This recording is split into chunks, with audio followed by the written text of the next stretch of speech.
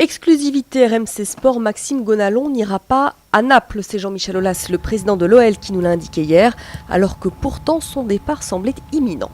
Je l'ai prévenu que j'allais dire sur RMC que Max restait à Lyon, donc voilà, je vous donne l'information de manière à éviter que un certain nombre de gens imaginent des choses ou d'autres. Donc Rémi m'a dit qu'il fallait absolument garder Max, d'une part parce qu'il est le symbole de cette politique. Bon, c'est vrai quand même beaucoup de joueurs de talent. Le club a donc refusé une belle offre de 17 millions d'euros, surprenant en période de vache maigre.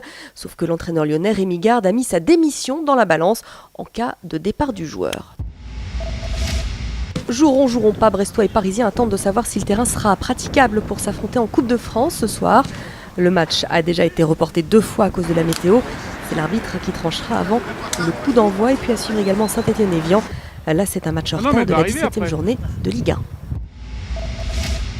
En Angleterre, mauvaise passe pour Manchester United. Les Red Devils ont perdu à Sunderland 2-1 en demi-finale allée de la Coupe de la Ligue. C'est leur 3e défaite d'affilée, chose qui n'était plus arrivée depuis 2001. Et puis en Espagne, l'Atlético Madrid a dû se contenter d'un match nul à Valence. En 8e de finale allée de la Coupe du Roi, il y a eu un partout.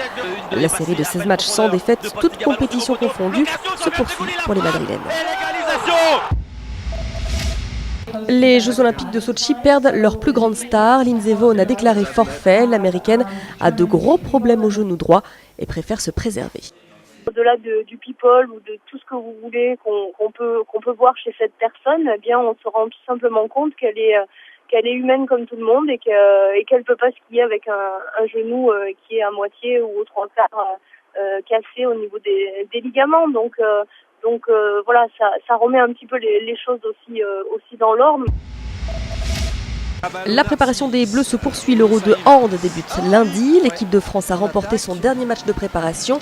Le score 29-28 face à la Norvège. La marge est infime, mais la confiance est là. On a joué beaucoup, on a fait 3 matchs en 4 jours.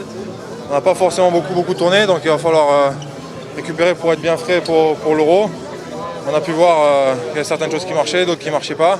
Voilà, on est confiant, on n'a aucune raison d'aborder cet Euro sans confiance. On fait partie des outsiders, on n'est plus le grand favori comme avant. Le Dakar enfin avec Nani Roma qui a remporté la 3e étape. L'Espagnol s'empare de la tête du classement général. Stéphane Peterencel fait la mauvaise affaire du jour. Il a perdu 28 minutes à cause notamment de 3 crevaisons. Dans la catégorie moto, Barreda Bort conforte sa place de leader après sa victoire. L'Espagnol creuse même l'écart sur le Français Cyril Després, 2e. Le quintuple vainqueur du Dakar est 2e du général à plus de 13 minutes.